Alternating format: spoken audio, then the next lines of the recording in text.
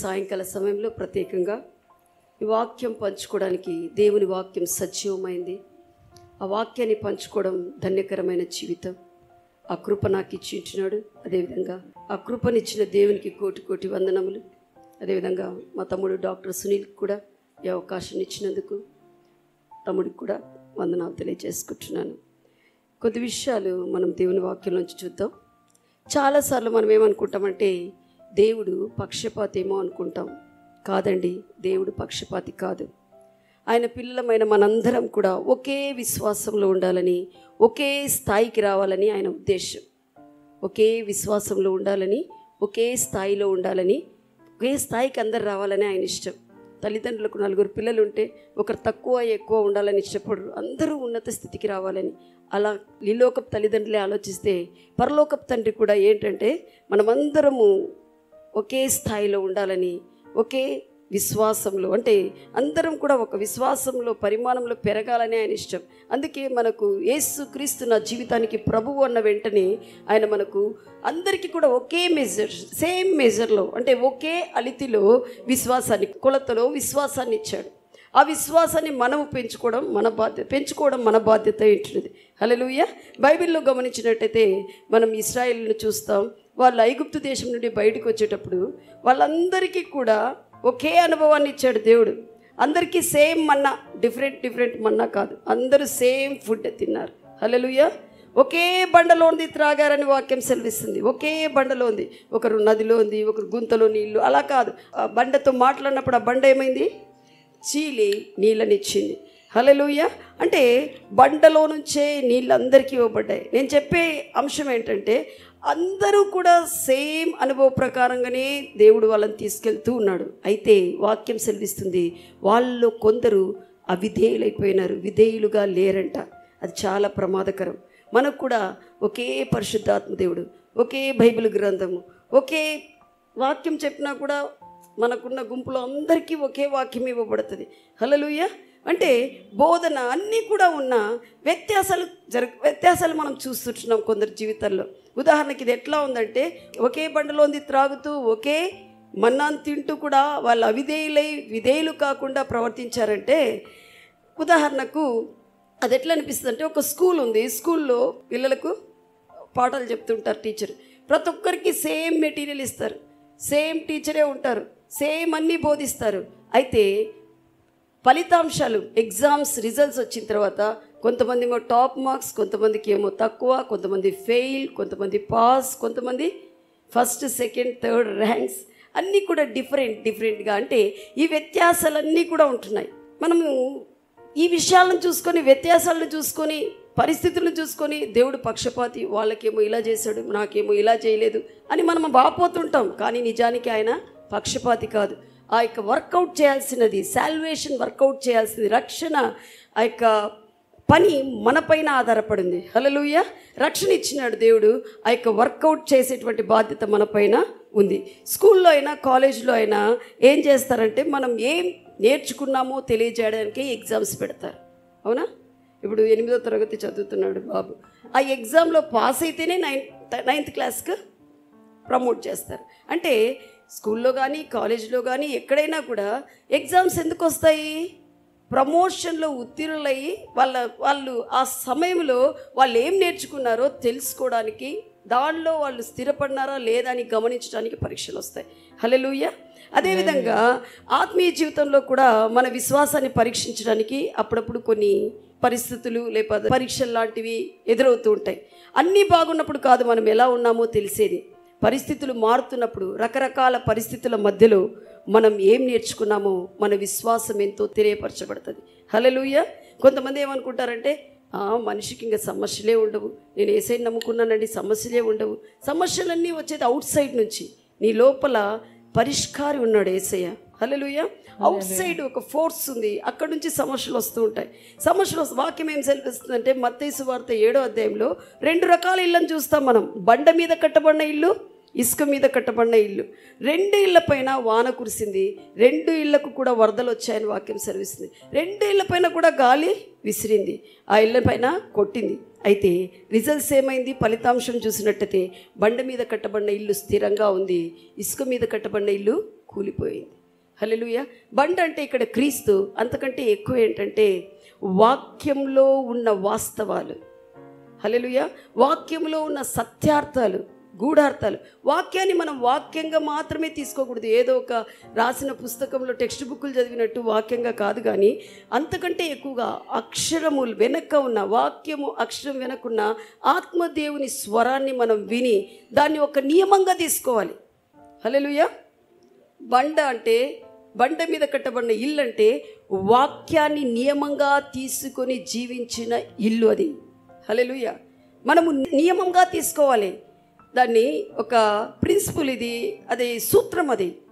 హల్లెలూయా. అలా తీసుకున్నప్పుడే మనము బెనిఫిట్స్, వాటి లాభాలను పొందగలుగుతాం. హల్లెలూయా. చాలామంది వాక్యాన్ని వింటాం, కానీ మేము వాక్యం విన్నామండి అంటాం, కానీ అవి వింటే మాత్రం సరిపోదు. వాక్యం సెలవిస్తుంది వాక్యం ప్రకారం మనం చేయాలని. దేవుని వాక్యానికి, ఆత్మీయమైన విషయాలకు చాలా ప్రత్యేకత ఉంది. అవి పాటించినప్పుడు మనం ఎంతో మేలు పొందుతాం. హల్లెలూయా. గమనించండి, దేవుడు పట్టుకొని ఎవరిని కూడా ఈ టైంలో తీర్పు తీర్చాలన్నటువంటి ఆలోచన ఆయనకి ఏదీ లేదు. తీర్పు తీరుస్తాడు దేవుడు. దేవుడు తీర్పు తీర్చడు. ఇది దేవుడు తీర్పు తీర్చే సమయం కాదు. తీర్పు సమయానికి, తీర్పు తీర్చడానికి ఒక సమయం ఉందండి. దేవుడు వచ్చి తీర్పు తీర్చే సమయం ఇంకొకటి ఉంది ప్రత్యేకంగా. అప్పుడు అందరినీ కూడా ఆయన నిలబెట్టి తీర్పు తీరుస్తాడు. అయితే ఇప్పుడు ఏంటంటే, మనము ఆ దేవుడు మనల్ని తీర్పు తీర్చడం లేదు, కానీ దేవుడు ఇచ్చిన నియమాలు, వాక్యాలు, ఆ విషయాలను, దేవుడిచ్చిన సూత్రాలను మనం పాటించకుండా వ్యతిరేకంగా ప్రవర్తిస్తున్నప్పుడు ఆ నియమాలే మనకు తీర్పు తీస్తున్నాయి. ఆ నియమాలే మనకు నష్టాన్ని తీసుకొస్తున్నాయి. ఆ నియమాలే మనకు కష్టాలను తీసుకొస్తున్నాయి. అర్థమైందనుకుంటాను నేను చెప్తాను. ఉదాహరణకు, మనకు నియమాలు కొన్ని తెలుసు, భౌతిక నియమాలు అందరికీ తెలుసు. ఎందుకంటే చిన్నప్పటి నుంచి మనకు కొన్ని నేర్పించారు. భూమికి ఆకర్షణ నియమం ఉంది అని మన తల్లిదండ్రులు చిన్నప్పటి నుంచి నేర్పించారు. స్కూల్కి వెళ్తే టీచర్స్ నేర్పించారు, తర్వాత పెద్దలు నేర్పించారు. ఎందుకంటే చిన్న పిల్లవాడు గుండి అడుగులు వేస్తుంటేనే, ఆ మెట్ల మీదకి వెళ్తుంటేనే ఏమని చెప్తారు, ఏ పడతావు పడతావు పడతావు, కింద పడతావు అని చెప్పేసి ఏం చేస్తారు, ఆ బాబును పట్టుకొని చెప్తుంటారు, పైకి వెళ్ళి దూకినావు అనుకో కింద పడితే కాళ్ళు చేతులు ఇరుగుతాయి.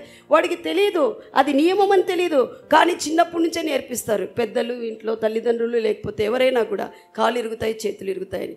అదేవిధంగా ఇంకా స్కూల్కి వెళ్ళినప్పుడు టీచర్స్ బాగా నేర్పిస్తుంటారు. అయితే కొంతమంది, ఉదాహరణకి ఇట్లా అనుకుందాం, నేను ప్రార్థన చేసుకున్నానండి, విశ్వాసనండి, నేను ప్రార్థన చేసుకుని పై నుంచి దుంకుతానండి అంటే నీకు ఆ నియమం పని చేయకుండా ఉంటుందా? ఖచ్చితంగా పనిచేస్తుంది. కాళ్ళు చేతులు విరుగుతాయి. ఏదో ప్రార్థన చేసుకుని కొన్ని దెబ్బలు తక్కువ తగిలి ఉండొచ్చు, అయితే నీకు ఖచ్చితంగా దెబ్బలు తగులుతాయి. హల్లెలూయా. ఇంకా బిల్డింగ్ పై నుంచి దూకామనుకో ప్రాణం కూడా పోవచ్చు. అంటే ఇవన్నీ భౌతిక నియమాలు, మనకి ఇవన్నీ తెలుసు. అమ్మో, నేను పైనుంచి దూకితే కింద పడతాను, నేను పైనుంచి దూకితే కాళ్ళు చేతులు ఇరుగుతాయి, ఇవన్నీ తెలుసు. అలానే ఆత్మీయ నియమాలు కూడా ఉన్నాయి. ఆ నియమం ఏంటి? దేవుని వాక్యమే ఆత్మీయ నియమము.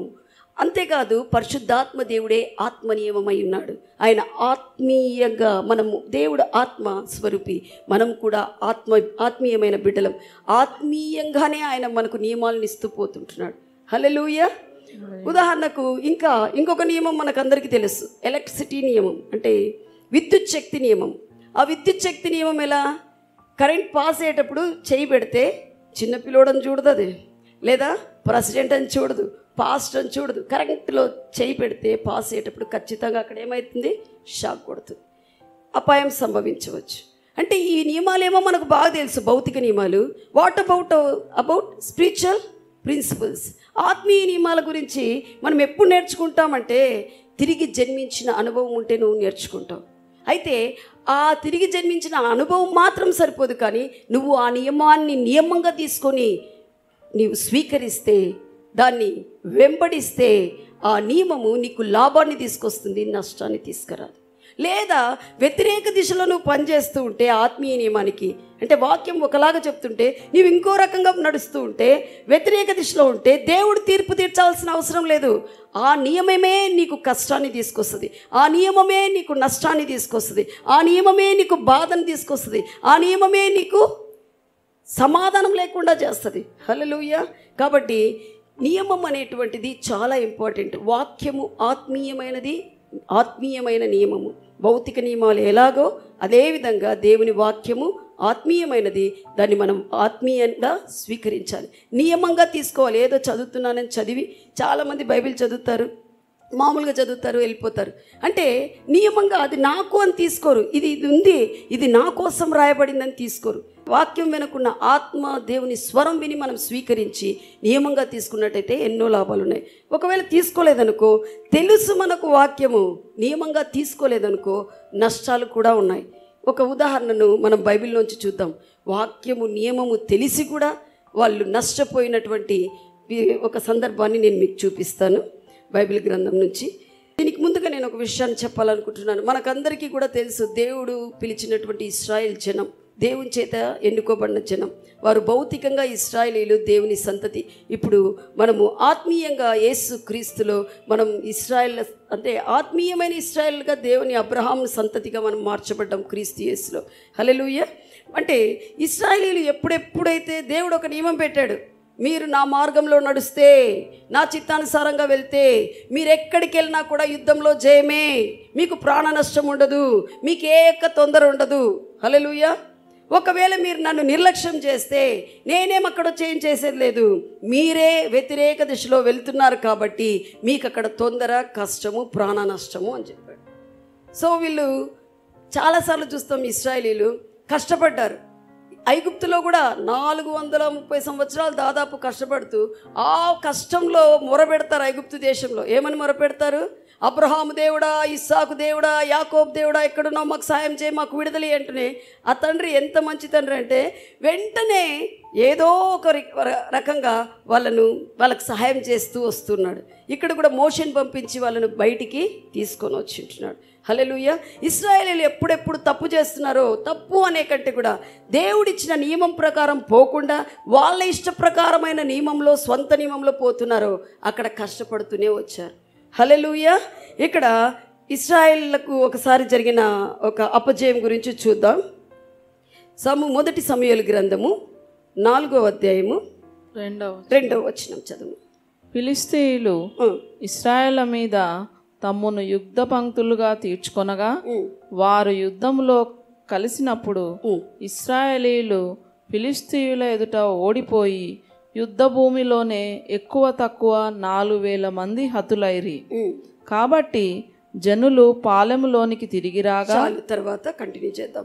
ఇక్కడ ఇశ్రాయేలీయులు అనుకున్నారు, ఓ మా దేవుడు, మేము దేవుని చేత ఎన్నుకోబడ్డాం, మా దేవుడు గొప్ప దేవుడు అట్లా అనుకున్నారే కానీ దేవుని మార్గంలో పోకుండా ఆ యొక్క వాళ్ళు ఇశ్రాయేలీయులు కావచ్చు, వాళ్ళ ఇశ్రాయేల్లో సమూహంలో ఆ యొక్క బృందంలో ఉన్న వ్యక్తులు కావచ్చు, యాజకులు కావచ్చు, ఎవరైనా కూడా వీళ్ళు ఏమనుకుంటున్నారంటే మేమంతా బాగున్నాం, మేము ఖచ్చితంగా జయం పొందుతాం, ఎక్కడ ఫిలిష్తీయుల చేతిలో నుంచి, అన్యజనుల చేతిలో నుంచి మాకే విజయం అని పోతూ ఉన్నారు. పోతే అక్కడ ఏమైందంట, ఫిలిష్తీయులు గెలిచారంట, వీళ్ళు ఓడిపోయినారంట. చాలాసార్లు మనం కూడా దేవుణ్ణి హృదయపూర్వకంగా దేవునితో హత్తుకోం. మనం ఏమనుకుంటాం, నేను కూడా విశ్వాసిని, నేను కూడా దేవుని నమ్ముకున్నాను, వాళ్ళెంత వాళ్ళకంటే నాకే అక్కడ ఉద్యోగం వచ్చేది, అక్కడ పోయి చూస్తే ఏమవుతుంది, వాళ్ళకు ఉద్యోగం వచ్చి ఉంటుంది, మనకు ఉద్యోగం వచ్చి ఉంటుంది. అలాంటివి ఎన్నోసార్లు మనం ఎదురుపడి ఉంటాయి మనకు విషయాలు. ఎందుకు కారణము అంటే ఆత్మీయ నియమ ప్రకారం మనం వెళ్ళడం లేదు. మనం ఏమనుకుంటాం, మన దేవుడు ఉన్నాడు, మనతో ఉన్నాడు, ఆ నియమం ప్రకారం, ఆయన ప్రకారం మనం నడుచుకుంటున్నామా, అది వెరీ ఇంపార్టెంట్. హల్లెలూయా. ఇక్కడ ఫిలిష్తీయులు వీళ్ళ మీద గెలుస్తున్నారు యుద్ధంలో. చాలామంది చనిపోయినారు అక్కడ. వీళ్ళు ఇంకా భరించలేక ఏం చేస్తున్నారు, పాలెంలోకి, అంటే వాళ్ళు ఒక డేరాలు వేసుకొని పెట్టుకొని ఉంటారు కదా, ఆ పాలెంలోకి వెళ్ళినారు. వెళ్ళిన తర్వాత అక్కడ ఏమైందమ్మా చదువు.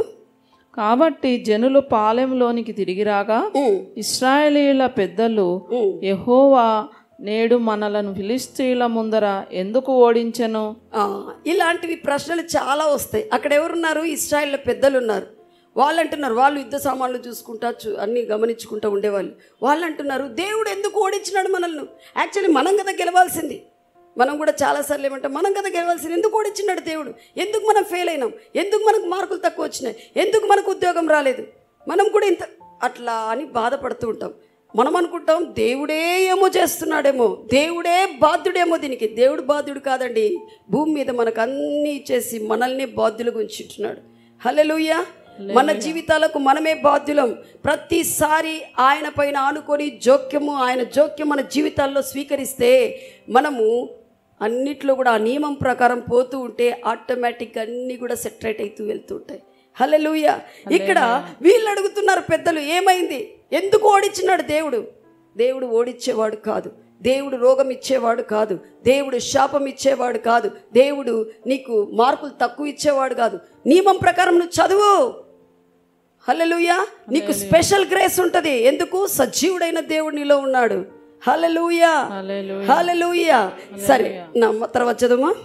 కాబట్టి జనులు పాలెంలోనికి తిరిగి రాగా ఇశ్రాయేలీయుల పెద్దలు, యెహోవా నేడు మనలను ఫిలిష్తీయుల ముందర ఎందుకు ఓడించెను? షిలోహులోనున్న యెహోవా నిబంధన మందసమును మనం తీసుకొని మన మధ్య ఉంచుకొందము రండి. అది మన మధ్య ఉండినెడలా అది మన శత్రువుల చేతిలో నుండి మనల్ని రక్షించును. వాళ్ళు ఇశ్రాయేలులో ఒక ఐడియా ఇచ్చారు. ఏమని ఐడియా ఇచ్చినారంటే, మందసం తెచ్చుకుంటే మనం మందసాన్ని తీసుకుపోతే గెలుస్తాం కదా. హల్లెలూయా. మందసాన్ని తీసుకెళ్తే గెలుస్తాం కదా.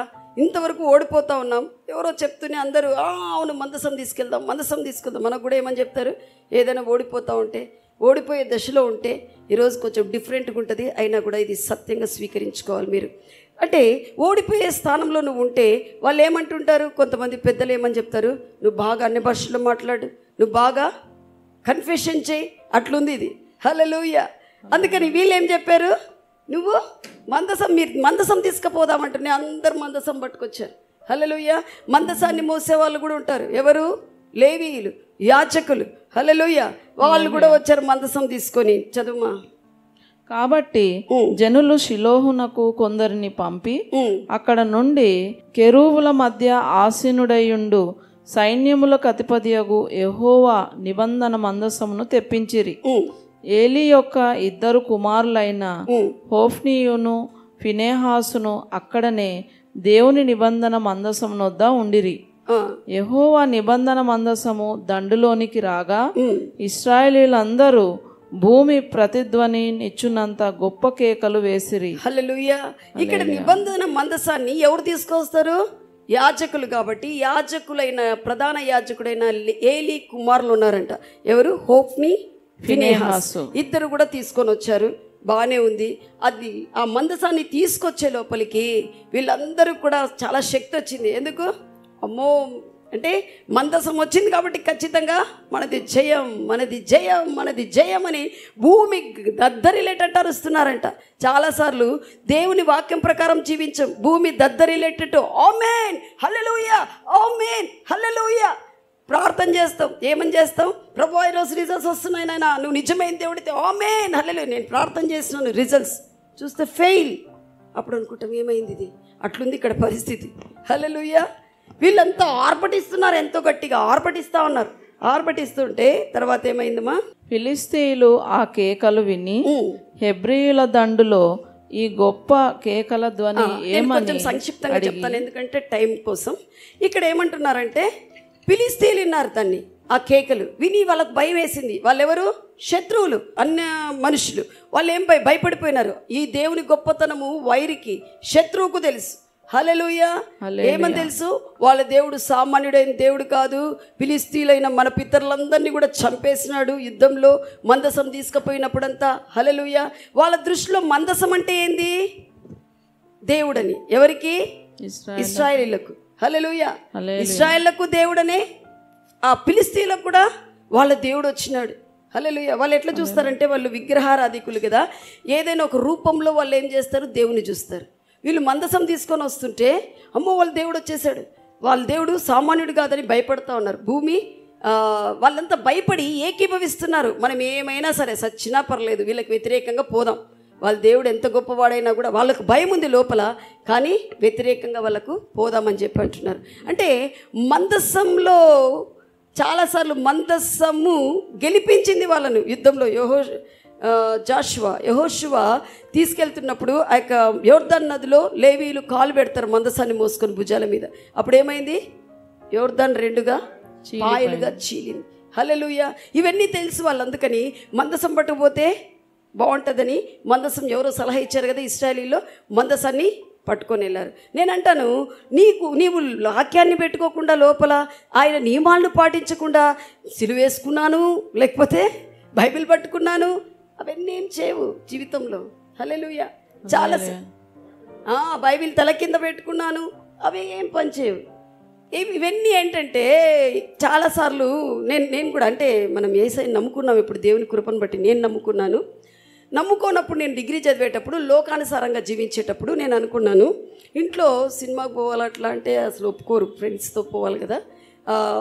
డిగ్రీ ఫస్ట్ ఇయర్లో అనుకుంటాను, డిగ్రీ ఫస్ట్ ఇయర్ కూడా కాదు, ఇంటర్ సెకండ్ ఇయర్లో ఒకసారి చెప్పకుండా నేను ఏం చేశాను, ఫ్రెండ్స్తో సాయంకాలం పోలేం, మ్యాట్నీకి మ్యాట్నీకి పోతే మళ్ళీ సాయంకాలం ఇంట్లో ఉంటాం, మ్యాట్నీకి పోదాం మధ్యాహ్నం షోక్ అని చెప్పేసి అనుకున్నాను. అప్పుడు ఏమనుకున్నానంటే, ఈ నా క్రాస్ చిన్నప్పటి నుంచి కూడా వేసే ఉంటుంది, తల్లిదండ్రులు మా ముగ్గురికి కూడా క్రాస్ ఉంటుంది మెళ్ళలో, అక్క చెల్లెలకు. అదేమో వాళ్ళ పెట్టినా వేసి, ఇది డాలర్ లాగానే ఇప్పుడు భావించేది. ఆ క్రాస్ని చూసి నేనేంటంటే, పోదేది ఎప్పుడో ఒకసారి సినిమా పోతున్నాం కదా నాయన, నువ్వే టికెట్లు దొరికించాలా, నీవే, ఎవరు చూడకుండా, మా డాడీకి చూడకూడదు, ఎవరు చెప్పకూడదు, డాడీకి అమ్మకు. అట్లా ఉపయోగించుకుంటున్నాను దీన్ని, మందసాన్ని అట్లా ఉపయోగించుకుంటే ఏం పని లేదండి. హల్లెలూయా, ఏం పని జరగదు. హల్లెలూయా. బైబిల్ వాక్యం కూడా చాలా మంది దయ్యం పట్టిందా, ఏసునాలో పో, నీలో పవర్ ఉండాలి. హల్లెలూయా. వాక్యం సెలవిస్తుంది, నీలో కార్యరూపధారి అయినటువంటి శక్తి అకార్డింగ్ టు హిజ్ రిచెస్, ఆయన మహిమైశ్వర్యంలో నీలో ఉన్న శక్తి ప్రత్యక్షింపబడాలి. అది పోనిచ్చి మనం ఏదో బైబిల్లోని వాక్యాలు పేపర్లు చించి తిను అజ్జయ్ అంటే ఏమి లేదా, అది పవర్లెస్. హల్లెలూయా. మందసం ఉందా లేదా కాదు, నీ లోపల దేవుని వాక్యం ఉందా, ఆ వాక్యం ఉన్నా నువ్వు మెటీరియల్గా తీసుకున్నావా, దాన్ని నియమంగా తీసుకున్నావా. Hallelujah. That's very important. Amen. మన జీవితాలను వాక్యాన్ని మెటీరియల్గా కాదు, మనం ఎట్లా తీసుకోవాలి, దాన్ని నియమంగా. ఇది నాకు ఒక లా, దేవుడు పెట్టినాడు, నేను ఇట్లే జీవించాలి, జీవిస్తేనే నాకు సక్సెస్ అనేటువంటి దానికి రావాలి. ఇక్కడ ఇశ్రాయేలీలకు విరుద్ధంగా ఫిలిష్తీయులు వాళ్ళు భయపడతా ఉన్నారు మందసాన్ని చూసి. సరే, ఏమైపోయిందో చూడండి 11వ వచనానికి. మరియు దేవుని మందసము పట్టబడెను. అయ్యో, వీళ్ళు అనుకున్నారు మందసం రక్షిస్తుందంటే మందసం పట్టబడిందంట. హల్లెలూయా. మందసాన్ని ఎవరు పట్టుకున్నారు? ఫిలిష్తీయులు పట్టుకున్నారండి. నెక్స్ట్. మరియు దేవుని మందసము పట్టబడెను, అది కాకను హోఫ్ని ఫినెహాసులను ఏలి యొక్క 2 కుమారులు హతులైరి. అయ్యో, వాళ్ళేమో యాజకులు, వాళ్ళు చంపబడినారు, వాళ్ళు కూడా చంపబడినారు. తీసుకుపోతున్న మందసాన్ని తీసుకుపోయే యాజకులు చచ్చిపోయినారు, మందసాన్ని వైరి తీసుకుపోయినాడు, శత్రువు తీసుకుపోయినాడు.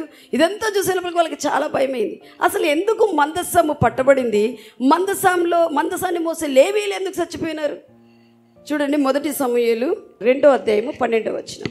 ఏలి కుమారులు యెహోవాను ఎరుగని వారై మిక్కిలి దుర్మార్గులై ఉండిరి. మీరు ఇంటికి వెళ్ళిన తర్వాత అంతా బాగా చదవండి, 2వ అధ్యాయం, 3వ అధ్యాయం, 4వ అధ్యాయం.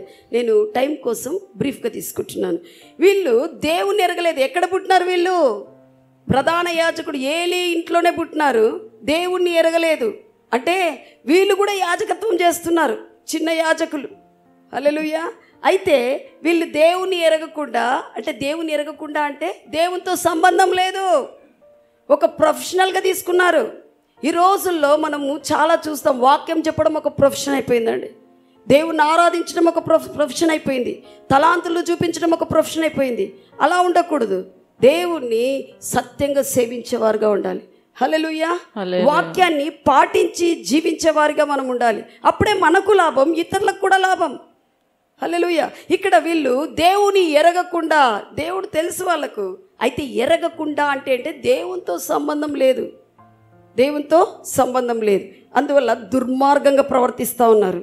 దేవునితో మనకు సంబంధం లేకపోతే మన జీవితాల్లో కూడా లోకానుసారంగా దుర్మార్గంగానే జీవిస్తాం. విశ్వాసలమే పేర్లకు, కానీ స్నేహితులు, లోక స్నేహితులు, లోకపు చేష్టలు, లోకంతోనే మన సహవాసము ఉంటుంది.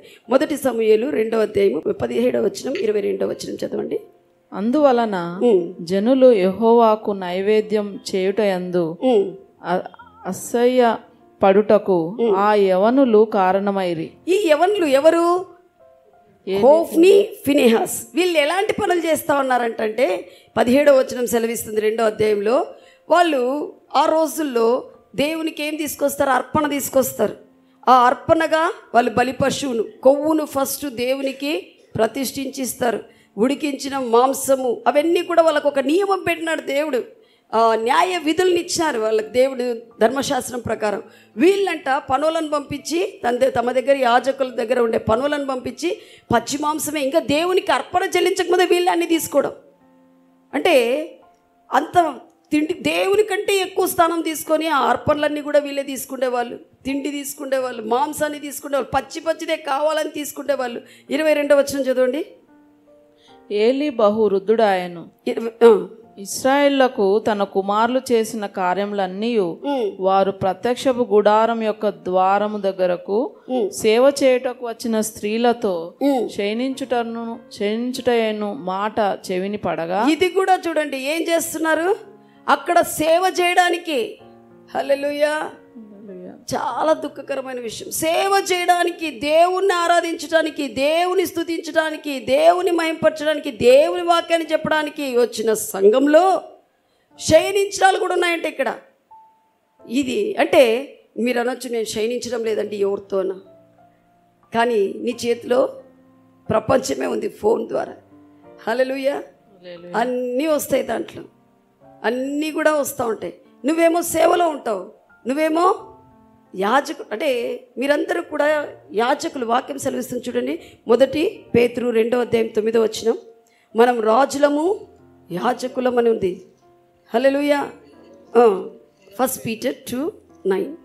అయితే మీరు చీకటిలో నుండి ఆశ్చర్యకరమైన తన వెలుగులోనికి మిమ్మును పిలిచిన వాని గుణాతిశయములను ప్రచురం చేయు నిమిత్తము ఏర్పరచబడిన వంశమును, రాజులైన యాజక సమూహమును. పరిశుద్ధ సమయంలో మనము చీకటి, అయితే ఇప్పుడు మనం వెలుగు. అంతేకాదు రాజులం, యాజకులం. హల్లెలూయా. యాజకులం అంటే దేవుణ్ణి సేవించే వాళ్ళం, విశ్వాసులం. హల్లెలూయా. అయితే ఇక్కడేం జరుగుతూ ఉంది?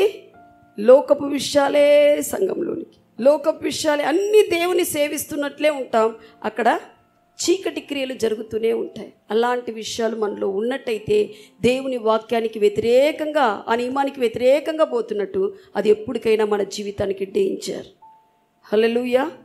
ఎందుకంటే చివరి రోజుల్లో దేవుడు పరిశుద్ధ సంఘం కొరకు వచ్చేటువంటి దేవుడు అయినాడు. పరిశుద్ధ సంఘం అంటే నీవు నేనే సంఘం, ఆయన శరీరం. హల్లెలూయా. మనమందరం పరిశుద్ధపరచబడాలని చివరి రోజులో దేవుడు అంటాడు, ఐఎమ్ హోలీ, నేను పరిశుద్ధుని, మీరు కూడా పరిశుద్ధంగా ఉండండి. పరిశుద్ధపరిచినాడు ఉచితంగా, నీతిమంతులుగా మార్చాడు. ఆయన అంటాడు పరిశుద్ధ మార్గంలో నువ్వు పోతుంటే ఆయనకు సహాయం చేస్తాడు నీకు. హల్లెలూయా. అయితే ఇక్కడ చూడండి, సమూయేలు 1 సమూయేలు 3వ అధ్యాయం 13-14 చదవండి. తన కుమారులు తమ్మును తాము శాపగ్రస్తులుగా చేసుకొనుచున్నారని తానెరిగిను వారిని అడ్డగింపలేదు గనుక అతని ఇంటికి నిత్యమైన శిక్ష విధింతునని నేను అతనికి తెలియజేయుచున్నాను. ఇక్కడ ఏలి గురించి దేవుడు చెప్తున్నాడు. తన పిల్లలను తను కంట్రోల్ చేయలేదంట. యాజక వంశంలో ఉన్న పిల్లలను కంట్రోల్ చేయడం లేదు. సరిగా ఊరికే చెప్తున్నాడు బుద్ధి మాటలు. మనం చదివితే తెలుస్తుంది, ఇలా చేయకూడదు, ఇలా చేస్తే తప్పు కదా. కాదు, ఆ రోజే శిక్షిస్తుంటే చిన్నప్పటి నుంచే వాళ్ళు మీరరు. ఇప్పటికైనా మించింది లేదు. ఒకవేళ శిక్షించినంటే ఆ ప్రాణాలు పోకుండా ఉండేవి ఏలి కుమారులవి. వృద్ధుడైపోయినాడు, చేతగాడం లేదు. హల్లెలూయా. విశ్వాసులమైన మనము దేవుని నియమాల్లో నడవాలి, మన పిల్లల్ని కూడా నడిపించాలి. ఎందుకంటే ఒకవేళ ఆ మార్గంలో పోకపోతే అవి మనకు శాపంగా మారుతాయి. మనం ఆ ఆత్మీయ నియమంలో పోకపోతే అవే మనకు కష్టాన్ని తెస్తాయి. ఆత్మీయ నియమకం చాలా ఈజీ కాదండి. దేవుని సేవించడం నిష్ఠగా డెడికేట్ చేసుకొని దేవుణ్ణి విశ్వాసమైన బిడ్డలుగా సేవించడం అంటే ఏందో ఫుల్ టైం చెప్పడం లేదు నేను. సేవించడం అంటే మనమందరం దేవుని బిడ్డలం. హల్లెలూయా. సహవాసంలో వచ్చి కూడము, మనము దేవుని నామాన్ని గణపరచడానికి వచ్చి ఇచ్చినామంటే అర్హత యేసు క్రీస్తు ఇచ్చినటువంటి అర్హత. పరిశుద్ధంగా ఈజీగా హ్యాండిల్ చేసేది కాదు. కీబోర్డ్ హ్యాండిల్ చేస్తే అంత ఈజీ కాదు. నేను వాక్యం చెప్తున్నానంటే ఇంత ఈజీ కాదు. హల్లెలూయా. వాక్యం చెప్తుంది బోధకులైన మీరు మొదట తీర్పు పొందుతారని. హల్లెలూయా. హల్లెలూయా. అయితే నీవు ఒకేసారి పరిపూర్ణంగా ఆ పరిపూర్ణతలకి పోలేవు, కానీ పరిశుద్ధుడిగా నువ్వు ట్రై చేస్తూ ఒక్కొక్క స్టెప్ వేస్తుంటే దేవుడు నీకు సహాయం చేస్తాడు. నువ్వు ఆ మార్గం కూడానే పోకుండా నీ ఇష్టం వచ్చిన మార్గంలో పోతా, నేను డ్రమ్స్ ప్లే చేస్తాను, నేను పాటలు పాడతాను, నేను గిటార్ ప్లే చేస్తాను, నేను వాక్యం చెప్తాను, ఇవన్నీ సెకండరీ. అవి మనల్ని కష్టం లేకుండా మనల్ని మనం సెటరేట్ చేసుకోవాలి. హల్లెలూయా, హల్లెలూయా. దేవునికి తలాంతుల కంటే ఇష్టం ఏంటంటే ఆయన మాట వినడం ఆయనకి ఇష్టం. ఆమేన్, ఆమేన్. పక్కన వాళ్ళతో చెప్పండి, తలాంతుల కన్నా ఆయన మాట వింటే ఆయనకు చాలా ఇష్టం, చాలా ఇష్టం. హల్లెలూయా. ఇక్కడ ఏమైంది, నేనేమంటా అంటే ఒక విశ్వాసి కుటుంబంలో నువ్వు పుట్టినంత మాత్రాన విశ్వాసి కావు. విశ్వాసి కావాలంటే నీవే నీ నోటితో చెప్పాలి, నాకు యేసుక్రీస్తు ప్రభువుగా ఉండాలి అని. వ్యక్తిగతమైన విషయం. డాక్టర్కు పుడితే నువ్వు డాక్టర్ కావు, చదవాలా, డాక్టర్ సీట్ తెచ్చుకోవాలి. హల్లెలూయా. అంటే ఒక్కటి ఏదైనా కావాలి అంటే అది నీ వ్యక్తిగతంగా నువ్వు చేయాల్సినటువంటి విషయం, వర్కౌట్ చేయాల్సినటువంటి విషయం. ఇక్కడ ఏమైంది, ఫినెహాస్ చనిపోయినాడు, ఇదంతా అయిపోయింది. మందసాన్ని వాళ్ళు పట్టుకుపోయినారు. వాళ్ళు అనుకున్నారు, చాలా ఫిలిష్తీయులు చాలా సంతోషంతో వాళ్ళ దేవత దాగోను దేవత దగ్గరికి తీసుకెళ్ళినారు గుడికి. అది 5వ అధ్యాయంలో ఉంటుంది, మీరు తర్వాత చదువుకోండి. ఆ దాగోను దేవత దగ్గర ఫిలిష్తీయులు అష్టోద్ అనే ప్రదేశంలో పెడితే అక్కడేమవుతుందంటే ఈ మందసంకు శక్తి లేదా? శక్తి ఉంది, మందసానికి శక్తి ఉంది. అయితే ఇశ్రాయేళ్ల దగ్గర అక్కడ పనిచేయడం లేదు మందసం. కారణం, వాళ్ళు పోయే రూట్ వేరే, వాళ్ళ యాజకులు చేసేది వేరే. హల్లెలూయా. వాళ్ళు జీవించే జీవిత విధానం వేరే. పరిశుద్ధాత్మ దేవుడు పవర్లెస్సా? పవర్ఫుల్. అయితే నీకు సక్సెస్ రావడం లేదు. కారణం, అక్కడ నువ్వు హిండరెన్స్. అర్థమవుతుందా నేను చెప్పేది? దేవుని వాక్యము పవర్లెస్సా? పవర్ఫుల్. నీకు జ్ఞానం ఇచ్చాడు, వాక్యం జ్ఞానం. నువ్వు వెంబడించడం లేదు, అంటే ఆ విధంగా జీవించడం లేదు. అందువల్ల అక్కడ నువ్వు నష్టపోతున్నావు. ఇక్కడ ఇశ్రాయేలీయుల నుంచి మందసం తీసుకెళ్ళి ఫిలిష్తీయులు దాగోను దేవత దగ్గర పెట్టి వాళ్ళ దేవునికి గొప్ప అర్పణ తెచ్చినామని సంతోషపడి అక్కడ పెట్టి వెళ్ళిపోయి పొద్దున వచ్చి చూస్తే, రాత్రి పడుకొని పొద్దున వచ్చి చూస్తే ఆ దాగోను విగ్రహం సాష్టాంగ పడిందంట. హల్లెలూయా, హల్లెలూయా. అంటే విగ్రహంలో ఏం లేదు, కానీ విగ్రహం వెనక చెడ్డ ఆత్మలు ఉంటాయి. ఆ చెడ్డ ఆత్మ నిలబడలేకపోయింది దేవుని ముందు, మందసం ముందు. హల్లెలూయా. పడేసి వెళ్ళిపోయింది. మరుసటి రోజు వచ్చి మళ్ళా ఏం చేసినారు, వాళ్ళు ఎత్తి పెట్టినారు. మళ్ళా అట్లే అయిపోయింది. ఆ మొండలు, చేతులు, ఆ బొమ్మవన్నీ కూడా విరిగిపోయినాయి. వాళ్ళు ఏం చేసినారంటే, సరే అబ్బా స్థలం వదిలి ఇంకొక స్థలం దగ్గర పెడతాం ఈ మందసం. వాళ్ళకి కొంచెం భయం స్టార్ట్ అయింది. హల్లెలూయా. మందసం ఉండడం వల్ల మనకు చాలా ప్రమాదం ఉందని చెప్పి మందసాన్ని తీసుకెళ్ళి ఇంకొక చోట పెట్టారు. ఫస్ట్ అష్టోత్తిలో పెడతారు, మళ్ళీ గాతు ప్రదేశంలో, అట్లా స్థలం మార్చి స్థలం చూస్తారు. పెట్టి చూస్తే కూడా వాళ్ళకి అక్కడంతా కూడా భయ వాతావరణమే వాళ్లకు సంభవించింది. మందసం ఉండడం కారణంగా, వైరికి మందసం ఉండడం వలన భయం పుట్టింది. ఏమైందంటే ఫిలిష్తీయుల చిన్నపిల్లలకు, పెద్దోళ్లకు, అందరికీ కూడా ఆ మర్మక అవయవాల దగ్గర గడ్డలు లేసినాయి. అందరూ చాలా బాధపడుతున్నారు. అయ్యో ఈ మందసం వద్దప్ప మాకు. అంత దేవుణ్ణి, అంటే పరిశుద్ధాత్మ దేవుడు అవిశ్వాసిలో వచ్చి ఉండలేడు. ఆమేన్. విశ్వాసి అయిన మనము ఒప్పుకున్నాకనే యేసుక్రీస్తు ప్రభుని క్వాలిఫికేషన్, అప్పుడే ఆయన వచ్చి మనలో జీవిస్తాడు. ఆమేన్. ఇక్కడ మందసం పోయి అక్కడ ఉంది. అయితే కూడా వాళ్ళకు కష్టం వచ్చేసింది. ఇంకా వీళ్ళు ఏమనుకున్నారంటే, వాళ్ళకు తెలిసిన నాలెడ్జ్లో దీన్ని తీసుకుపోయి పంపించేద్దాం, ఇశ్రాయేళ్లకు వాళ్ళ స్థలానికి పంపించేద్దామని చెప్పి వాళ్లకు తెలిసిన నాలెడ్జ్లో, మామూలుగా విగ్రహారాధికులు ఏం చేస్తారు, ఏదైతే వాళ్ళకు ఆటంకంగా ఉందో, కష్టంగా ఉందో దాని రూపాలను చేసి దానికి అర్పణ ఇస్తూ ఉంటారు. అట్లా మందసాన్ని పెట్టారు. కొత్త బండి తయారు చేశారు. కొత్త ఎద్దుల బండిని తయారు చేసి ఆ కొత్త ఎద్దుల బండిలో మందసాన్ని పెట్టారు. మందసానికి జతలో పెట్టెలో ఒక 5 ప్రదేశాలు మార్చి చూసినారు. మందసం వలన నష్టమే జరుగుతూ ఉంది వాళ్ళకు. 5 బంగారు గడ్డలను చేసి, ఆ రూపాలను చేసి ఏవో పెట్టి ఆ బండిని పంపించినారు. అది ఎట్లా పోతే పోని, ఎవరు తోలడం లేదా, ఆ బండి పోయింది. ఎట్లా పోయింది? ఇశ్రాయేలు పొలంలోకి పోయింది. హల్లెలూయా. అంటే నేను ఇక్కడ చెప్పాల్సింది ఏంటంటే, వాళ్ళకు నియమం తెలుసు. ఏమని తెలుసు? లేవీలకు రాసిన గ్రంథము 11వ అధ్యాయము 4వ వచనం చూడండి. దేవుడు మోషే ద్వారా ముందే చెప్పేశాడు వాళ్ళకు, ఇశ్రాయేలీయులు ఎన్నుకోబడిన బిడ్డలు. తర్వాత దేవుడు చూడండి 11 లేవీలకు రాసిన గ్రంథం, లేవి కాండం గ్రంథం కాదు, లేవి కాండం 11వ అధ్యాయం 44వ వచనం. నేను మీ దేవుడనైన యెహోవాను, నేను పరిశుద్ధుడను గనుక మీరును పరిశుద్ధులై ఉండునట్లు మిమ్మును మీరు పరిశుద్ధపరచుకొనవలెను. హల్లెలూయా. హల్లెలూయా. దేవుడు చెప్పాడు ముందే, నేను పరిశుద్ధుని, మీరు కూడా పరిశుద్ధపరచుకొనే జీవించాలి. అంటే ఒకేసారి నేను పరిశుద్ధుగా జీవించడం ఎట్లంటే అనొచ్చు. ఇక్కడ ఒక 100 పాములు ఉన్నాయనుకోండి. ఇక్కడ ఆ 100 పాములలో ఒక్కొక్క పాము చంపుకుంటూ పోతే పాముల సంఖ్య తగ్గి ఒక రోజుకు పాములు ఏముండవు నీ జీవితం.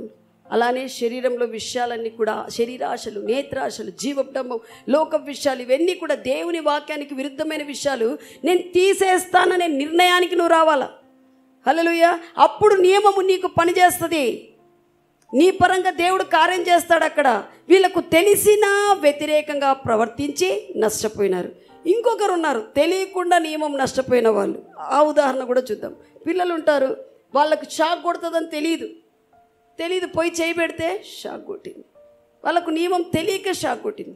ఇంకా పెద్దోళ్ళే ఉండొచ్చు, ముసలు, వాళ్ళకి అక్కడ కరెంటు పాస్ అవుతుందని తెలియక పెడితే కూడా అపాయమే సంభవించింది. అలాంటి ఒక కేసు చూద్దాం. ఆత్మీయ నియమం తెలియకపోవడం వల్ల నష్టపోయిన వాళ్ళు. ఇంకొకటి చూద్దాం. మొదటి దినవృత్తాంతములు 13వ అధ్యాయము 7వ వచనం నుంచి చదువు. వారు దేవుని మందసమును ఒక క్రొత్త బండి మీద ఎక్కించి అబీనాదాబు ఇంట నుండి తీసుకొని వచ్చిరి. ఇక్కడ ఏమైందంటే దావీదు రాజుకు ఒక ఆలోచన వచ్చింది. దావీదు సమయంలో ఇంకా సౌల్ పీరియడ్ అయిపోయింది. దావీదు రాజు అయిన తర్వాత దావీదుకు ఒక ఆలోచన వచ్చింది. ఏమని వచ్చిందంటే, నేనేమో మంచి మందిరంలో ఉన్నాను, ఆ మందసాన్ని తీసుకొచ్చి, దేవుని మందసాన్ని తీసుకొచ్చి పెట్టుకుందాం యెరూషలేములోని ఆ ఆలోచన వచ్చి ఏం చేశాడంటే, దాన్ని తీసుకురావాలనేటువంటి భాగం, ఆయనకు దేవుని పైన ప్రేమ, నియమం తెలియదు. దేవుడు అంటే ప్రేమనే. ఇక్కడ నియమం తెలియకపోవడం వల్ల కొంచెం నష్టం జరిగింది. ఏం జరిగింది చూడండి, 7వ వచనం వల్ల. వారు దేవుని మందసమును ఒక క్రొత్త బండి మీద ఎక్కించి అబీనాదాబు ఇంట నుండి తీసుకొని వచ్చిరి. దేవుని మందసాన్ని మామూలుగా ఎవరు మోయాలా? లేవీయులు, యాజకులు, వీళ్ళు మోయాల. ఆయన ఏమనుకుంటున్నాడు, వాళ్ళెవరు పక్కనోళ్ళు చేసినారు, కొత్త బండితో పంపించినారు ఫిలిస్తీన్. అట్లని ఈయన కూడా కొత్త బండి చేసి తీసుకొని వద్దాం అనుకున్నాడు. కొన్నిసార్లు మనం ఏమనుకుంటామంటే, మన ఆత్మీయ జీవితాల్లో లోకస్తుల ఆచారాలను తీసుకొచ్చుకుంటాం ఇక్కడికి. వాళ్ళు ఇట్లా చేసినారు, మనం కూడా ఇట్లా చేద్దాం. వాళ్ళు అట్లా చేసినారు, ఏం కాదు. వాళ్ళు మత సంబంధులు ఉంటారు. నీకు వాక్యము నీకు తెలిసినట్టే నువ్వు జీవించాలి. హల్లెలూయా. లోకాచారాలు వాళ్ళు ఎట్లా చేస్తున్నారు కదా, నేను ఇట్లా చేస్తాను, ఏముంది దాంట్లో, తప్పేముంది? ప్రశ్నించే వాళ్ళు చాలా ఎక్కువ. ఈయనకు తెలియలేదు. సరే వాళ్ళు కొత్త బండి తెచ్చినారు, మేము కూడా కొత్త బండిలోనే అని చెప్పేసి తీసుకుపోతూ అబీనాదాబు ఇంట నుండి తీసుకొని వచ్చిరి. ఉజ్జాయును అహ్యోయును బండిని తోలిరి. ఉజ్జా, అహ్యో ఇద్దరు కూడా బండిని తోలుతా ఉన్నారు. వాళ్ళు ఇంపార్టెంట్ పర్సన్సే. బండిలో, కొత్త బండిలో, అది కూడా దేవుని మందసం ముందు ఎవరినంటే వాళ్ళని ఎక్కిస్తామా? చాలా ఇంపార్టెంట్ ఉంటేనే వాళ్ళని ఎక్కిస్తాం, అవునా కదా? వీళ్ళిద్దరు ఇంపార్టెంట్. దావీదును ఇశ్రాయేలు అందరూను తమ పూర్ణ శక్తితో దేవుని సన్నిధిని పాటలు పాడుచు సితారాలను, స్వరమండలములను, తంబురలను, తాళములను వాయించుచు బూరలు ఊదుచుండిరి. వారు కీదోను కళ్ళమునొద్దకు వచ్చినప్పుడు ఎడ్లకు కాలు జారినందున మందసమును పట్టుకొనవలెనని ఉజ్జా చేయి చాపగా యెహోవా కోపము అతని మీద రగులుకొనెను. అతడు తన చేయి మందసమునొద్దకు చాపగా ఆయన అతని మొత్తెను గనుక అతడు అక్కడనే దేవుని సన్నిధిని చనిపోయాను. దేవుని సన్నిధిలో చనిపోయాడంట. చాలా భయంకరమైన విషయం. నియమం తెలియకుండా జీవిస్తే, ప్రవర్తిస్తే జీవితాలు కూడా, ప్రాణాలు కూడా పోయే అవకాశం ఉంది. హల్లెలూయా. చాలామంది కష్టపడతారు, చాలామంది ఇబ్బంది పడుతుంటారు. ఇక్కడ వీళ్ళకి నియమం తెలీదు. రాజు ఆయన చెప్పాడు, వీళ్ళందరూ రెడీ అయినారు, పోతున్నారు. ఆయన దావీదు రాజు, పాటలు రాశాడు బాగా, పాటలు పాడాడు బాగా, అయితే నియమం తెలియదు. హల్లెలూయా. మనం అంటాం, మా బాబలే పాటలు పాడతాడు. మన పాటలు పాడు, నువ్వు వాక్యం చెప్పు, విశ్వాసిగుండు. నీకేం తెలియాలి? వాక్యము నియమంగా తీసుకొని నియమంగానే నువ్వు నడచాలి. హల్లెలూయా. అక్కడ తెలియలేదు ఆయనకు. ఆ టైంలో తెలియకపోవడం వలన పెద్ద నష్టమైంది. ఏమి? మంచి పవర్ఫుల్ వ్యక్తి ఉజ్జా, వాళ్ళ దేశంలో ఇశ్రాయేలులో ఉన్న వ్యక్తి. ఆయన పాపం ఆయనకు తెలియదు. ఆయన ఏదో సహాయం చేద్దామని చెప్పి దేవుని మందసం పడిపోతుంది కదా, పట్టుకుందామని పోయి ఆయనే చనిపోయాడు. హల్లెలూయా. కొన్నిసార్లు దేవునికేమో మనం సాయం చేయాలని పోతాం, దేవునికి మనం సాయం చేసేవాళ్ళం కాదు, దేవుడు మనకు సాయం చేస్తే మనం చేసేవాళ్ళం. హల్లెలూయా. చాలాసార్లు మనం ఏమంటాం, నేనే స్తుతి ఆరాధన నడిపిస్తున్నాను, నేనే దేవునికి సాయం చేస్తున్నాను, సంఘానికి సాయం కాదు, నువ్వు బతకడం కోసం దేవుని స్తుతించి ఆరాధిస్తున్నావు. ఆమేన్, హల్లెలూయా. నేనేమో పెద్ద వాక్యం చెప్తున్నాను కాదు, ఆ వాక్యం చెప్పడం వల్ల నేను స్వతంత్రత అవుతాను, ఇతరులకు ఆశించు. అంటే ఇది లాభము మన కొరకే, ఏదో వేరే వాళ్ళ కోసం కాదు. హల్లెలూయా. అంటే దేవునికి ఏమో సాయం చేస్తున్నట్టు కాదు. ఈ వాక్యాన్ని ధ్యానిస్తే నేను బతుకుతాను. ఆహారం శరీరానికి ఎట్లనో ఆత్మకు వాక్యము ముఖ్యము. ఆమేన్, హల్లెలూయా. ఇక్కడ ఏమైంది, చనిపోతూనే భయపడిపోయినారు. ఎవరు? దావీదు భయపడిపోయినాడు. దావీదు వెంటనే సెటరేట్ చేసుకునే జ్ఞానం కలిగిన వ్యక్తి. అమ్మో, ఎందుకు ఉజ్జ చనిపోయినాడు, ఇక్కడ ఇదేంతో తప్పు ఉంది, ఇక్కడ స్టాప్, వద్దు, తీసుకుపోయేదొద్దు అని చెప్పేసి ఎక్కడ పెట్టినారు చూడండి, 12-13 అట్లా చదువుమా. యెహోవా ఉజ్జాను వినాశనం చేయుట చూచి దావీదు వ్యాకుల పడెను, అందుచేత ఆ స్థలం నాకు నేటి వరకు పెరేజ్ ఉజ్జా అని పేరు. ఆ దినమున దావీదు దేవుని విషయమై భయమునొంది, దేవుని మందసమును నా యొద్దకు నేను ఎలాగూ తీసుకొని పోదుననుకొని మందసమును తన యొద్దకు దావీదుపురం నాకు తీసుకొని పోక దానిని గిత్తీయుడైన ఒబేదేదోము ఇంటిలోనికి కొనిపోయాను. వాళ్ళు ఏమనుకున్నారంటే, అక్కడ ఉన్న వాళ్ళు చెప్పినారు, రాజా మనము తీసుకుపోయేదొద్దు. రాజుకు కూడా ఆశ ఉంది, భయం అయింది, ఈ మందసాన్ని నేను ఎట్లా తీసుకుపోవాలా, నేను ఒక నియమం చూసుకోవాలి, ఎట్లా ఉందో ఏముందో ధర్మశాస్త్రం ఏం చెప్తుందో ఎత్తుకోవాలని చెప్పేసి ఆయన భయపడిపోయి ఏం చేశాడు, ఏమైతే ఏమైందిలే అని చెప్పేసి ఆ గిత్తీయుడైన ఒబేదేదోము ఇంట్లో పెట్టేసినారంట. నేను బాగుంటే చాలు, వాళ్ళు ఏమన్నా కానీ. కొంతమంది ఎట్లా, ఒబేదేమి ఏమన్నా కానిలే, నేను సేఫ్గా ఉంటే చాలు, ఒబేదేమి ఇంట్లో పెట్టేసిపోయినారు.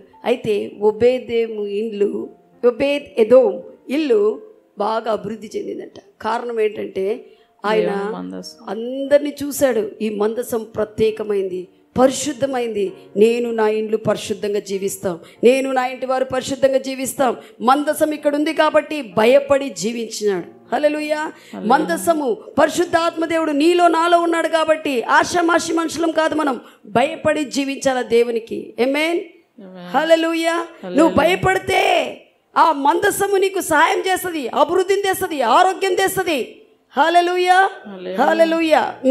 దేవుని మందసము ఒబేదేదోము ఇంటిలో చాలు. అతని తర్వాత ఏమైందంటే, రెండవసారి మళ్ళీ తేవాలని చూసినప్పుడు సక్సెస్ అయినాడు. మొదటి దిన వృత్తాంతంలోనే 15వ అధ్యాయం చూడండి. అయ్యో, ఫస్ట్ సారి నేను ఫెయిల్ అయ్యాను కదా, టైం అయితే చెప్తాను నేను. 15వ అధ్యాయంలో చూస్తే 13, 14, 3, 4, 5 వచనాలు, 15వ అధ్యాయం అంతా కూడా మీరు ఇంటికి వెళ్ళాక చదవండి. రెండోసారి ఏం చేస్తాడంటే దావీదు అంతా స్టడీ చేస్తాడు. ఇంతకు ముందు నేను తప్పుగా నడుచుకున్నాను, మళ్ళీ ఇశ్రాయేల్ అందరినీ గ్యాదర్ చేసి మనం ఇంతకుముందు తేవాలనుకున్నాం మందసాన్ని, మన మోటివ్ ఏమో బాగానే ఉంది, ఆ నియమం తెలియలేదు, నష్టపోయాం. కాబట్టి ఇప్పుడు తెలుసుకున్నాను, దీన్ని తీసుకురావాల్సింది ఎవరు? లేవీయులు, యాజకులు. కాబట్టి 13, 14 చదువు వచనాలు. ఇంతకు ముందు మీరు ఇశ్రాయేళ్ల దేవుడైన యెహోవా మందసమును మోయక ఉండుట చేతను మనము మన దేవుడైన యెహోవా యొద్ద విధిని బట్టి విచారణ చేయకుండుట చేతను ఆయన మనలో నాశనము కలగజేసెను. కావున ఇప్పుడు మీరు మీ వారును మిమ్మును మీరు ప్రతిష్ఠించుకొని నేను ఆ మందసమునకు సిద్ధపరిచిన స్థలంనకు దాన్ని తేవలను. హల్లెలూయా. ఇప్పుడు చెప్తున్నాడు, తేవాల్సింది మీరు, నేను రాజు, నేను కాదు, మీరు యాజకులు. హల్లెలూయా. లేవీయులు ఎట్లా తేవాలంట? ఫస్ట్ ప్రతిష్ఠించుకోండి. ఆమేన్. మనం ఏదైనా దేవుని పని చేస్తున్నామంటే మనల్ని మనం పరీక్షించుకోవాలి, ప్రతిష్ఠించుకోవాలి, దేవుని సహవాసంలో ఉండాలి. ఊరికే వచ్చినాం కదా, నిలబడినాం కదా, పోయినాం కదా, ఇది ఏదో లెక్చర్ కాదు. హల్లెలూయా. టీచర్ పోస్ట్ కాదు, నేను టీచర్ పని చేసి వచ్చిన పోయి పాఠం అట్లే చెప్పొచ్చేదాన్ని, అలా కాదు. ఇది సిద్ధపడాలి దేవుని సన్నిధిలో. ఒక పాట పాడినా, ఒక పని చేసిన, చాలామంది ఏమనుకుంటారంటే, ఒక సంఘంలో ఒక తల్లిదండ్రులు ఇలా చెప్పారంట ఒక బిడ్డకు, నువ్వు అన్నీ కూడా ఇష్టం వచ్చినట్టు చేస్తున్నావు, తప్పులు చేస్తున్నావు, నీకు పనిష్మెంట్ ఏంటి, చర్చ్ అంతా కడుగు, చర్చ్ అంతా కడగాలి నువ్వు అని తల్లిదండ్రులు చెప్పినారంట అమ్మాయికి. ఆ అమ్మాయి వచ్చిందంట, వచ్చి పాస్టర్ దగ్గరికి, పాస్టర్ గారు చర్చ్ అంతా కడగమని చెప్పినారు మా అమ్మోళ్ళు, ఎందుకంటే నేను చాలా తప్పులు చేస్తున్నాను, లోకానుసారంగా జీవిస్తాను. పాస్టర్ అంట, నువ్వు చర్చి కడగడానికి కూడా వీల్లేదు. హల్లెలూయా. చర్చి కడగడం కూడా ఈజీ కాదు పని. దేవుని పని అంటే ఏమనుకుంటాం మనం అంటే కడిగేదానికి కూడా ఎట్లుంటే కాదు. నువ్వు ఏది మోస్తున్నా చేస్తున్నా నువ్వు దేవుని విషయాలను మోస్తున్నావు కాబట్టి నువ్వు చర్చి కడిగినా చీరలేసినా ప్రతిష్ఠించబడి అది చేస్తే అది నీకు ఎంతో శ్రేయస్కరం, లాభాన్ని ఇస్తుంది, మేలునిస్తుంది. ఆమేన్. ఆషామాషి కాదు చెప్పండి, దేవుని సన్నిధి ఆషామాషి కాదని చెప్పండి. దేవుని సన్నిధి ఆషామాషి కాదు. హల్లెలూయా, హల్లెలూయా. అందుకే ఈ విషయాలను మనం తెలుసుకోవాలంటే రోమిల అంటే నేనేమంటానంటే మనము ఆత్మ మనుషులం, ఆత్మీయంగా జీవించాలి. రోమిలకు రాసిన పత్రిక 8వ అధ్యాయంలో దేవుడు ఒక నియమం ఇచ్చాడు మనందరికీ. 5-6 వచనాలు చదవండి. శరీరానుసారులు శరీర విషయముల మీద మనసుంతురు. నువ్వు విశ్వాసవే కానీ శరీరానుసారం మీదనే మనసుంటే నీకెట్లా? శరీరానుసారులు అయితే శరీరం విషయాలపైన ఎప్పుడు మనసు. నన్ను వాళ్ళు చూసినారు, వీళ్ళు చూసినారు, నేను పాడితే వాళ్ళు చూసినారు, నా తల వెంట్రుకలు ఇట్లా అనుకున్నా. ఇది కాదు. హల్లెలూయా. రోడ్లో పోతుంటావు, వాళ్ళు నన్ను చూసి, విశ్వాసమే నువ్వు, వాళ్ళు నన్ను చూసినారు, వీళ్ళు అంటే శరీరానుసారులు శరీర విషయాలపైన మనసు ఉంచుతారు. అయితే ఆత్మానుసారులు అయితే అంటే దేవుడు ఏమంటే నువ్వు ఆత్మ మనిషి, వాటిపైన కాన్సన్ట్రేట్ చేయి. మంచిదే, నీట్గా ఉండాలి నువ్వు. హల్లెలూయా. దేవుని బిడ్డ మంచి బట్టలు వేసుకోవాలా, అన్నీ మంచిగా ఉండాలా. అయితే నీ కాన్సన్ట్రేషన్ అటెన్షన్ ఎక్కడ ఉండాలా? ఆత్మీయ విషయాలపైన ఉండాలి. అట్లా ఆత్మీయ విషయాలపైన ఉంటే మనకి చదువు ఇంకా చదువు. ఆత్మానుసారులు ఆత్మ విషయముల మీద మనస్సుంతురు, శరీరానుసారమైన మనస్సు మరణము. శరీరానుసారంగా నువ్వు జీవిస్తున్నట్టయితే నువ్వు విశ్వాసవే, నీకు తెలియకుండానే మరణం అంటే ఏంటి? దేవునితో కట్ ఆఫ్. అక్కడ మందసం పోతే అక్కడ ఏలి అంటాడు, ఏలి చనిపోతాడు భయపడి. ఏలి ఫినెహాస్ భార్య ప్రెగ్నెంట్, ఆమె చనిపోతుంది. అప్పుడు కొడుకు ఏం పేరు పెడుతుందంటే ఆమె ఇకోబోద్ అంటే గాడ్ మహిమ డిపార్చర్ అయిపోయింది, మహిమ తొలగింపబడింది. బాగా నువ్వేమనుకుంటున్నావు, నేను బాగా పాడినాను అనుకుంటు, ఏం కార్యంగా అన్నీ మహిమ. నువ్వు అద్దం ముందు అట్లే ఉంటావు చూడ్డానికి, అదే వెంట్రుకలు అదే డ్రెస్ అన్నీ అవే. అయితే మహిమ తొలగిపోతుంది. ఇప్పుడు పాట పాడిన మా మహిమ ప్రకాశించాలంటే ఆత్మీయమైనటువంటి నియమాన్ని మనం పాటించాలి. హల్లెలూయా. ఒకవేళ ఆత్మానుసారంగా నువ్వు జీవిస్తున్నట్టయితే నీకు ఎట్లుంటుందో తెలుసా? నీకు జీవాన్ని ఇస్తుంటుంది, అన్నిట్లో అభివృద్ధి, సమాధానంగా ఉంటుంది. పరిస్థితులు బయట నుంచి ఏమొచ్చినా కూడా సమాధానంగా. హల్లెలూయా. దీంట్లో జయం ఉంటుంది నాకు తప్పకుండా, ఆత్మానుసారంగా నడిస్తే. 2వ కొరింథీయులకు రాసిన పత్రిక 4వ అధ్యాయం 7వ వచనంలో మనం ఏమో రాయబడింది చూడండి. 2వ కొరింథీయులు 4:7. అయినను ఆ బలాధిక్యము మా మూలమైనది కాక దేవునిదై ఉండునట్లు మంటి ఘటములలో ఈ ఐశ్వర్యం. మంటి ఘటములో, ఈ మంటి శరీరంలో ఏముందంట? ఐశ్వర్యం. ఎవరు? ఆత్మ మనుషులు. ఆ ఆత్మ మనుషుల్లో ఎవరున్నారు? పరిశుద్ధాత్మ దేవుడు. ఐశ్వర్యం ఉంది మనలో. ఆమేన్. లోపల మనం చూడాలి, బయటగా చూడాల్సిన విషయాలు. ఏ దానికైనా పరిష్కారం లోపల చూడాలి. అదే గిద్యోనుకు ఒకసారి దేవుడు చెప్తాడు. ఏమని చెప్తాడంటే, గిద్యోను సమయంలో కూడా మిద్యానీయుల చేతిలో వాళ్ళు ఓడిపోతా ఉన్నారు ఇశ్రాయేలీలు, అక్కడ కూడా తప్పు జరిగింది.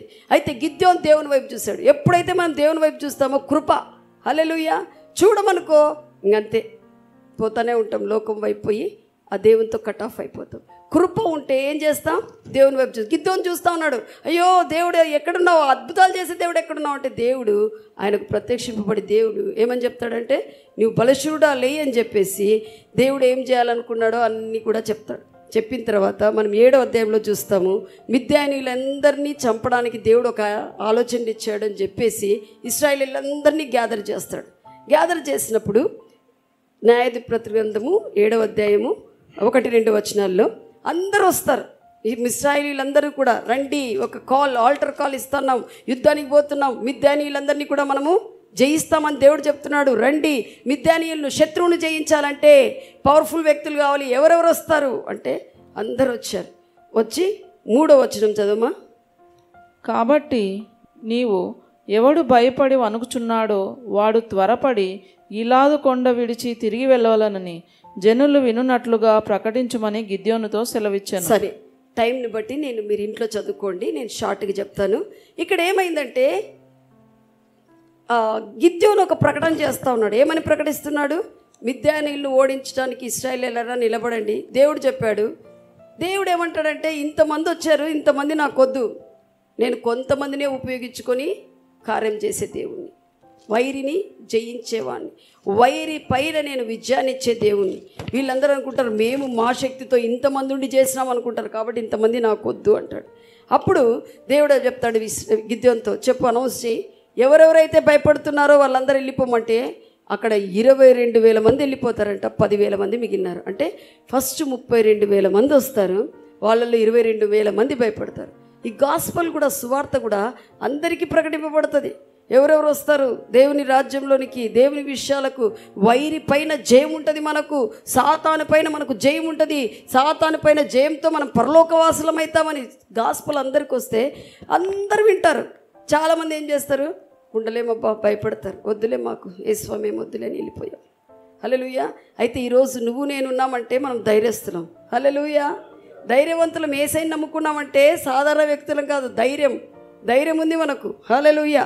తర్వాత 10,000 మంది వచ్చిన తర్వాత మళ్ళా దేవుడు ఏమంటాడంటే, ఈ 10,000 మంది కూడా ఎక్కువ ఉన్నారు, ఇంతమందితో నేను పని చేయను, కొంతమంది నాకు కావాల్సింది. హల్లెలూయా. ఒక టెస్ట్ పెడదామని నీళ్ళ దగ్గరికి పంపిస్తాడు. ఆ నీళ్ళ దగ్గర ఒక పరీక్ష పెడతానని చెప్పి వాళ్ళు ఎవరెవరు నీళ్లు తాగుతున్నారో, ఎట్లా తాగుతున్నారో చూసి చేత్తో తీసుకొని నాలుక కుక్క గతికినట్టుగా తాగే వాళ్ళను ఒకవైపు, తర్వాత మోకాళ్ళుండి వంగి నీళ్లు తాగే వాళ్ళను ఒకవైపు వేరు చేయమంటే అక్కడ చేత్తో తీసుకొని గతుకుతూ తాగిన వాళ్ళు 300 మంది పక్కకు వస్తారు. దేవుడు అంటాడు, ఈ 3,000 మంది నాకు చాలు, ఆ మిగిలిన వాళ్ళంతా వద్దు. ఎందుకు? వీళ్ళు బాగా ధైర్యంగా వచ్చినారు వైరిని గెలవాలని. అయితే పరిస్థితులకు వంగేవాళ్ళు ఇక్కడ ఎవరైనా చూస్తే వాళ్ళ వైపు పోతారు, అక్కడేమైనా జరిగితే పరిస్థితులకు లొంగేవాళ్ళు. డబ్బులు వస్తున్నాయంటే అక్కడొక లొంగడం, లేదు ఏదో వస్తూ ఉందంటే అక్కడొక దానికి లొంగిపోవడం, అన్నిటికీ రాజీ పడే వ్యక్తులు వద్దు నాకు. నా కొరకే ఉండేవాళ్ళు నాకు కావాలి. లాస్ట్కి ఎంతమంది మిగులుతారు? 300 మంది మిగులుతారు. దేవుడు ఏదైనా కార్యం చేయాలంటే ఆయనకు జనాలు ప్రతిష్ఠింపబడి తక్కువ జనమైనా పర్వాలేదు, గొప్ప దేవుడు అక్కడ కార్యాలు చేసే దేవుడు ఆయన. 300 మందిని తీసుకొని తర్వాత 10వ వచనంలో ఉంటుంది, ఏమంటాడంటే గిద్యోనుతో, నీకు భయం ఉంటే నీ సేవకుని పూరాన్ని తీసుకొని పో. మొదలేమన్నాడు, భయపడే వాళ్ళంతా వెళ్ళిపో. దేవుడికి హృదయాలు తెలుసండి. హల్లెలూయా. హల్లెలూయా. ఆయన భయపడుతున్నాడని ఎందుకు అనుకుంటున్నా అంటే, ఈయన ప్రూఫ్స్ అడుగుతున్నాడు. గిద్యోన్, నాకు రుజువులు చూపించిన ఆయన, నువ్వు పిలిచినావో లేదో లోపల కొన్ని ఉంటాయి, వాటిని క్లియర్ చేసుకోవడానికి నువ్వు వెళ్ళి భయం అయితే నువ్వు అక్కడికి వెళ్ళు, పూరాన్ని తీసుకొని సైన్యంలోకి వెళ్ళు, నేను అక్కడ రుజువు చూపిస్తాను. ఒక కళ వాళ్ళకు వస్తుంది, ఆ యొక్క మిద్యానీయులకు వాళ్ళకే వస్తుంది. ఆ కళ వాళ్ళు మాట్లాడుకుంటుంటే నువ్వు విని ఉత్తేజింపబడతావు. హల్లెలూయా. నేను కూడా ధైర్యంగానే యేసుస్వామిని అంగీకరించినానండి. అయితే నాకు లోపల భయం ఉన్నింది. సంపూర్ణ సేవకు వస్తే ఆడపిల్లను కదా, వివాహం చేసుకోకుండా ఎలా ఉండగలను, ఉద్యోగం మొదలుపెట్టి ఎలా బతకగలను, ఆ సంశయాలు చిన్న భయంగా ఉండినాయి. దేవుడు క్లియర్ చేశాడు. హల్లెలూయా. నీ చిన్న భయాలు అవి ఆయన డీల్ చేస్తాడు, నిన్ను శక్తివంతంగా మారుస్తాడు. ఆమేన్. ఆ టైంలో బలం పొంది నేను కూడా దేవుని పనికి రావడం జరిగింది. ఇక్కడ కూడా గిద్యోనుకు చెప్తున్నాడు, డీల్ చేస్తున్నాను, రుజువు చేపిస్తున్నాడు. తర్వాత 16వ వచనంలో 300 మందిని గిద్యోను ఏం చేస్తాడంటే 3 గుంపులుగా తీసుకొని వెళ్తాడు. 100 మందిని ఒక గుంపు, 100 మందిని ఒక గుంపు, 100 మంది వాళ్ళతో ఏమని చెప్తాడంటే, మీరందరూ కూడా నేను ఎట్లా చేస్తానో, నా చుట్టూ ఉన్న వాళ్ళు ఈ 100 మంది ఎట్లా చేస్తారో అక్కడక్కడ గుంపులు పెట్టి మీరు కూడా అలానే చేయాలి. వీళ్ళందరూ ఎక్కడికి వెళ్ళినారు? మిద్యానీయుల పాలెం లేకపోయినారు. అక్కడ వాళ్ళ చేతికి ఏమి ఇచ్చాడంట, ఒకవైపు కుడి చేతిలో బూర, ఎడమ చేతిలో టార్చ్ అంటే కాగడ, దాన్ని ఏమంటారు? దివిటి. ఆ దివిటీలను మూస్తూ పైన ఏముంటుంది? కుండ, మట్టి కుండ. ఏం కుండ? మట్టి కుండ. లోపల టార్చ్ అంటే ఊరికి అగ్గితో ఉండేది కాదు, మనం చూస్తుంటాం లాంతర్లకు లైట్లు లోపల ఉంటాయి కదా, అలా దాన్ని మూసి ఇవి చేస్తూ మీరు పట్టుకొని ముందుకెళ్తుండాలి. నేను ఎట్లా చెప్తానో మీరు అట్లా చేయాలి. హల్లెలూయా. వాళ్ళందరూ కూడా గిద్యోను చెప్పినట్టు కాన్సన్ట్రేట్గా చూస్తున్నప్పుడు అలర్ట్గా ఉండి చూస్తున్నప్పుడు గిద్యోను ఏం చెప్తాడు? ఆ బూరలు ఊదండి అన్నప్పుడు వాళ్ళు జయము, యెహోవా దేవునికి జయము, గిద్యోనికి జయం అని చెప్పి బూరలు ఊదుతారు. వెంటనే గిద్యోను చెప్పినట్టుగా మట్టి కుండను పగలగొడతారు. హల్లెలూయా. పగలగొడుతూనే అక్కడ ఏం ప్రత్యక్షమైంది? టార్చ్. ఆ వెలుగు చూస్తూనే వాళ్ళకు మిద్యానీయుల దండులో వాళ్ళకు భయం పుట్టుకొచ్చింది. హల్లెలూయా. ఏంటప్పా ఏమో వెలుగులాగా వచ్చేసాయి, ఏమో వాళ్ళ కన్ఫ్యూజన్ స్టార్ట్ అయిపోయింది. దేవుడు ఒక సూత్రం ఏదన్నా చెప్పినాడంటే వైరికి అక్కడ కన్ఫ్యూజన్ చేస్తాడు. హల్లెలూయా. శారీరకంగా ప్రవర్తించకుండా ఈ మట్టి కుండలను మనం పగలగొట్టాలా. మట్టి కుండ పగలగొట్టకపోతే, మట్టి కుండ అంటే శరీర విషయాలను మనం త్యజించకుంటే ఆత్మీయ విషయాలను చూడలేము. చాలాసార్లు ఎక్కడంటే సమాధానం లేకుండా ఉంటాం. ఆత్మీయ విషయాలను చూడకుండా శరీరాలను చూస్తుంటేనే ఏమనుకుంటారంటే వాళ్ళ ఇంటికి పోతే వాళ్ళ ఇంటికి పోతే వాళ్ళు కాఫీ నీళ్ళు కూడా ఇకపోయి, నేనైతే వాళ్ళకి చికెన్ అన్నం పెడితే అదొక సమస్య. అప్పుడు ఏం చేస్తారు? బాధపడ్డు. ఇంకొక శరీరమైన విషయాలు ఏవో ఉన్నట్టుండి, అంటే శారీరకంగా చూస్తూ ఉంటావు మొబైల్, దేవుని వాక్యమే వింటుంటావు, పాటలు వింటుంటావు. సడన్గా నీకు ఎక్కడికి పోతుంది? పక్కకు పోతుంది. అదొక శోధన. అంటే నీవు శరీరానికి లోనప్పుడంతా నీకు అసమాధానమే. హల్లెలూయా. ఆ మట్టి కుండలు పగలగొట్టాలా, మట్టి విషయాలను ఏం చేయాలా? పగలగొట్టాలా. ఫ్రెండ్స్ చెప్పే మాటలు, యవ్వన కాలంలో పిల్లలు విశ్వాసులకు పుట్టినారంటే కృప మీది. ఇంకా దేవుని పరిచయం చేస్తున్న బిడ్డలకు పుట్టినారంటే ఇంకా కృప. పాస్టర్లకు పుట్టినారంటే ఇంకా కృప. ఏలీ ప్రధాన యాజకుడు, ఆయనకు పిల్లలు పుట్టినారంటే కృప. వాళ్ళు నిరర్థకం చేసుకున్నారు. నేను ఎందుకు అంటున్నానంటే దేవుడు ఎట్లా అంటాడంటే ఇంకా కృపనిచ్చే దేవుడు. వాళ్ళు ఆల్రెడీ సేవ చేస్తున్నారు. అబ్రహాము దేవుడు, ఇస్సాకు దేవుడు, యాకోబు దేవుడు, వీళ్ళకి స్పెషల్ గ్రేస్ ఉంది. వీళ్ళు నిర్లక్ష్యం చేస్తే ఏమైపోతుంది? శాపగ్రస్తులవుతారు. హల్లెలూయా.